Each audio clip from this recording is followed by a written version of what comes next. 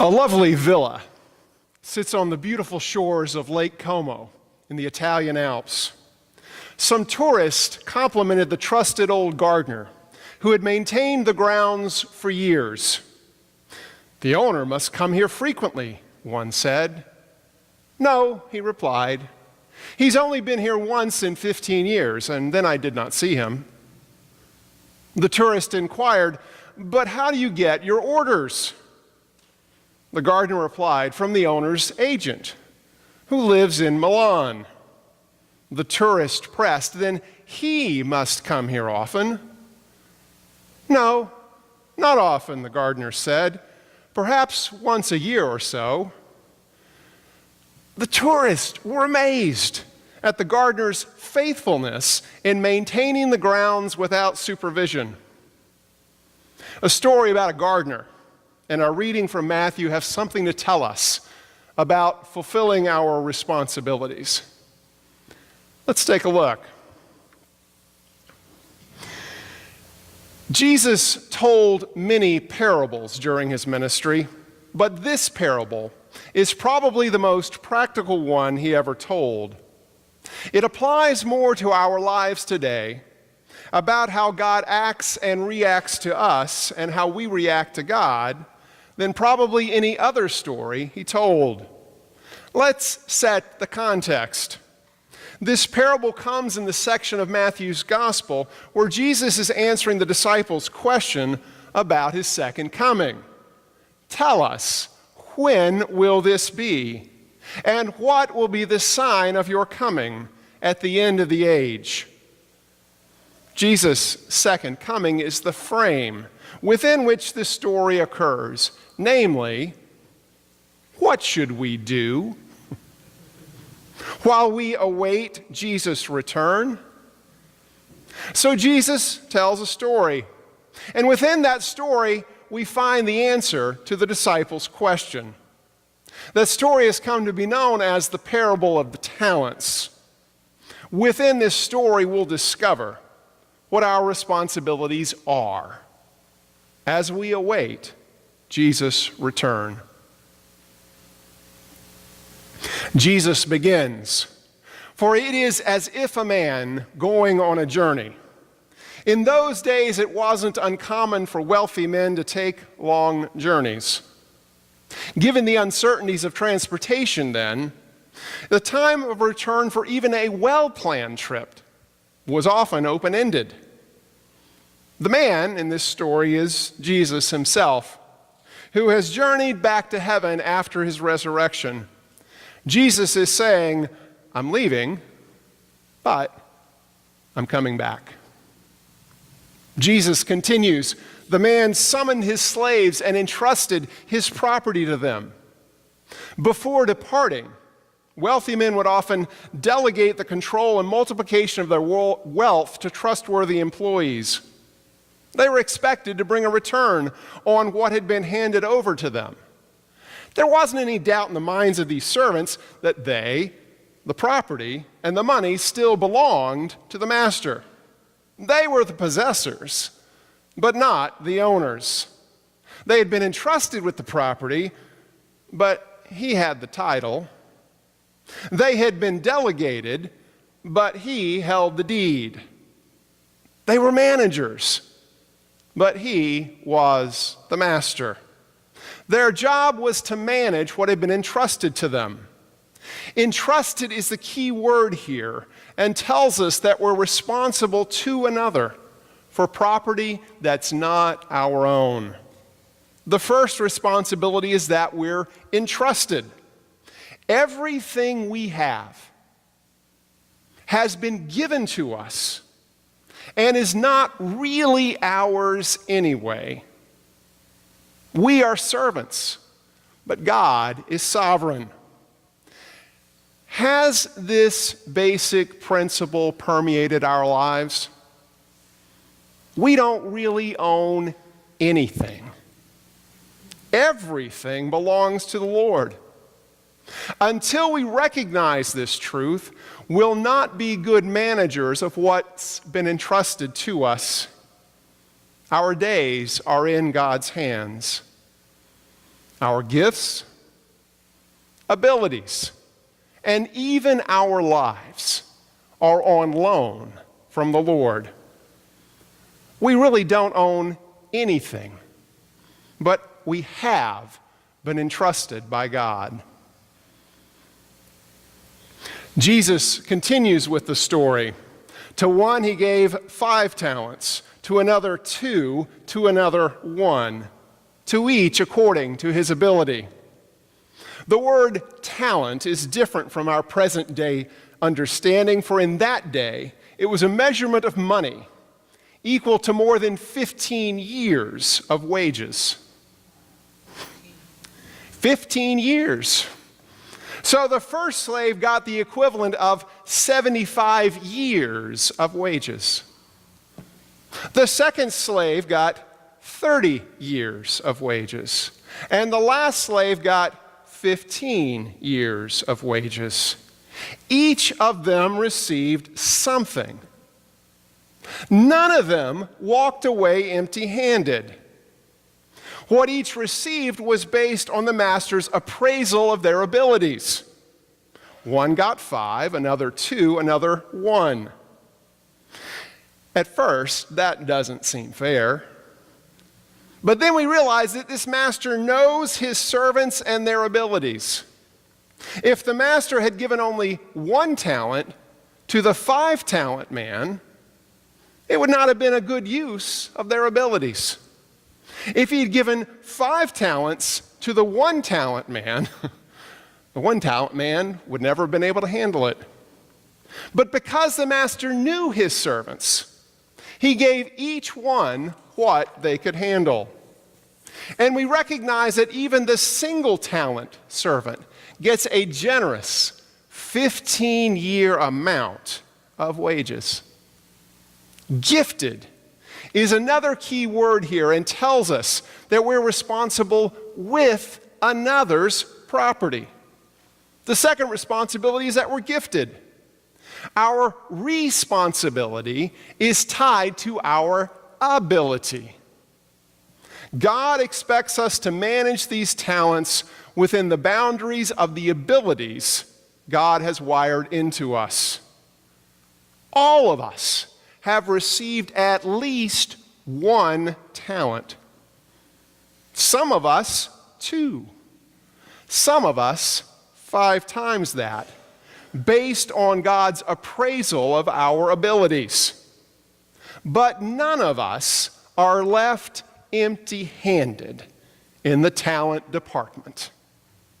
Each of us has been gifted based on what we can handle. The story continues. The slave with 5 went off at once and traded with them. In the same way, the slave with 2, the slave with 1 went off and dug a hole and hid his.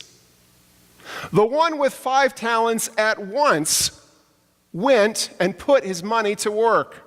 He didn't waste any time, but went immediately to work on his investment strategy for his master's portfolio.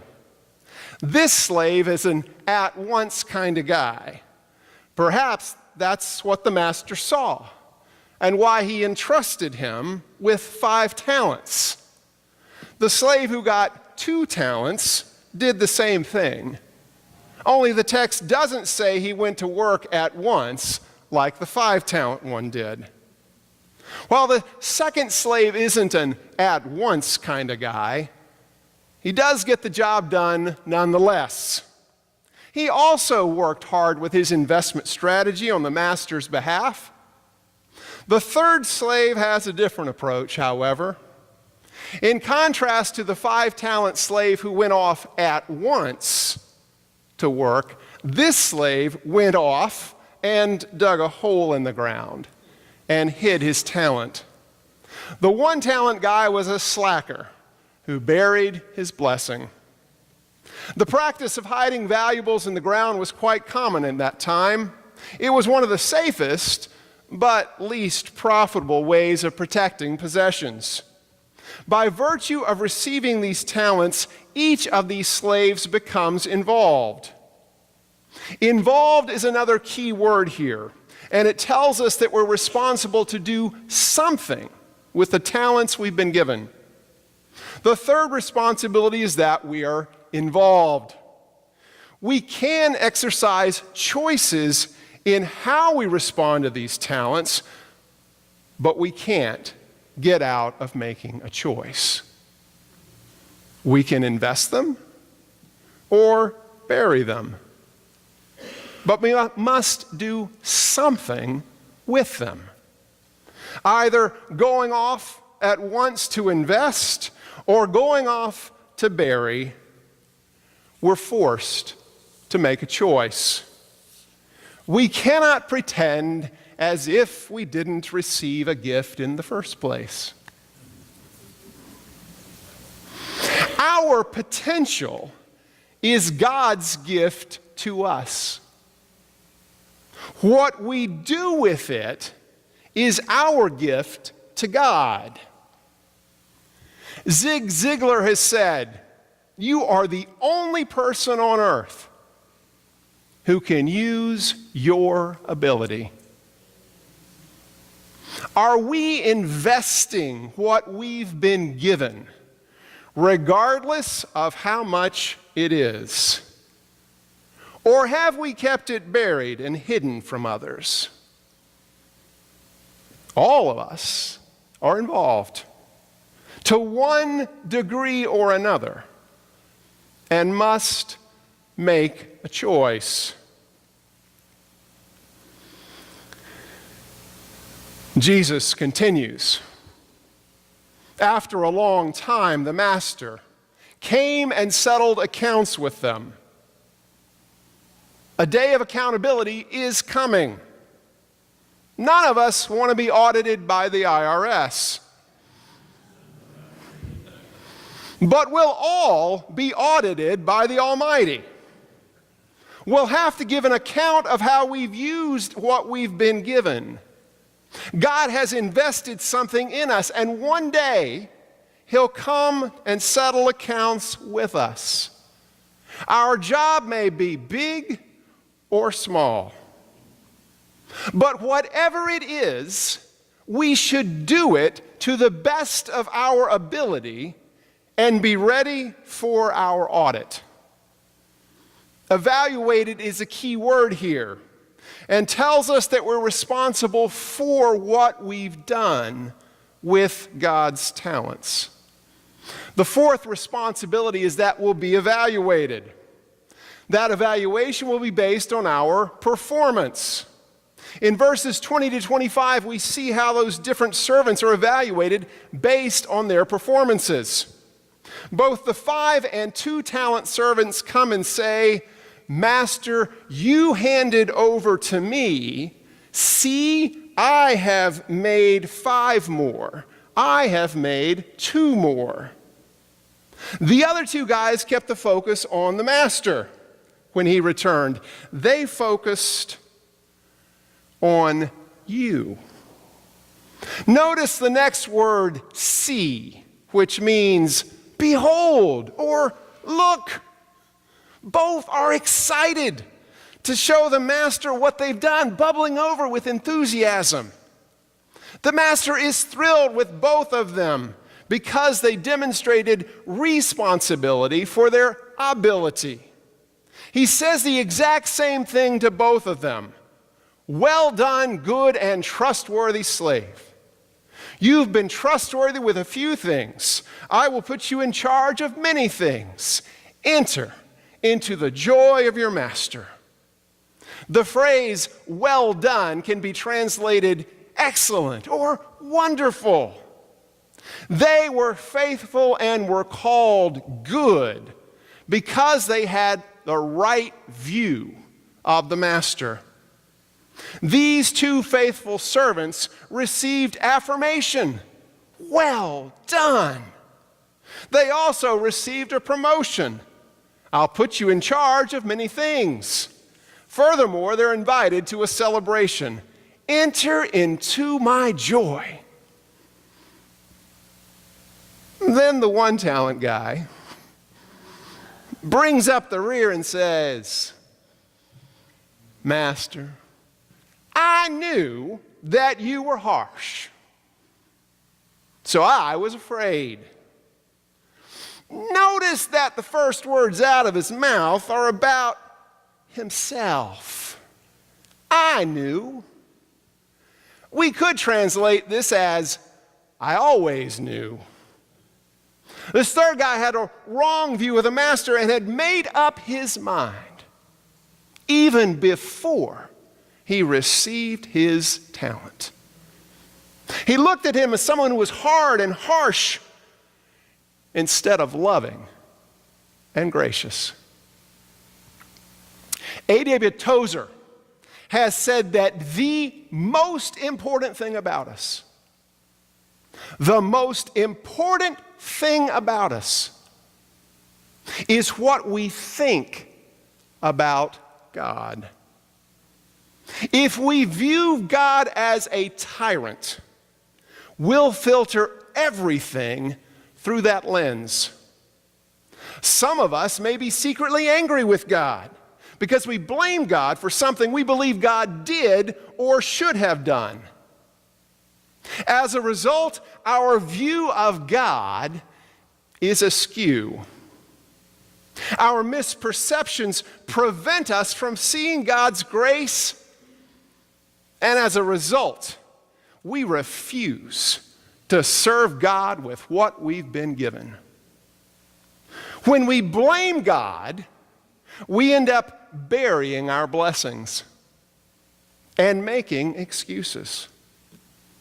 A faulty view of God can lead to excuses. This servant says the reason he didn't do anything with what he'd been given was because he was afraid.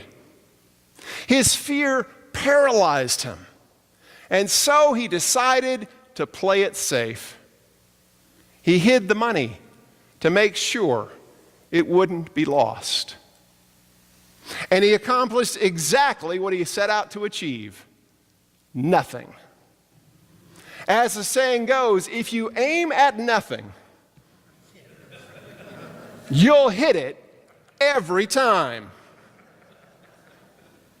The master is disappointed with this servant because of his irresponsibility with his ability. He says, "You wicked and lazy slave, take the talent from him, this worthless slave, and throw him into outer darkness." Instead of affirmation, this servant received condemnation. "You wicked, lazy, and worthless slave." Instead of a promotion, he received a demotion. Take the talent from him. Instead of being invited into the celebration of the master's joy, he was tossed out on his ear. Throw him into outer darkness, where there's weeping and gnashing of teeth.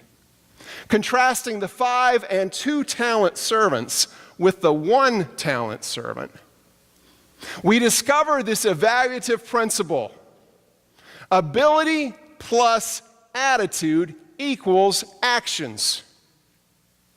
The master had evaluated each of their abilities and given them talents accordingly. They were each gifted, each talented. But the determining factor in what was done with their respective talents was their attitude. Let's look at the differences between these 3 servants of how their respective attitudes determine their actions. The first 2 saw a blessing. The third saw a burden. The first 2 received the gift. The last buried the gift. The first 2 were determined to make a profit. The third was determined not to take a loss. The first 2 were willing to work hard and take risk. The third took no risk.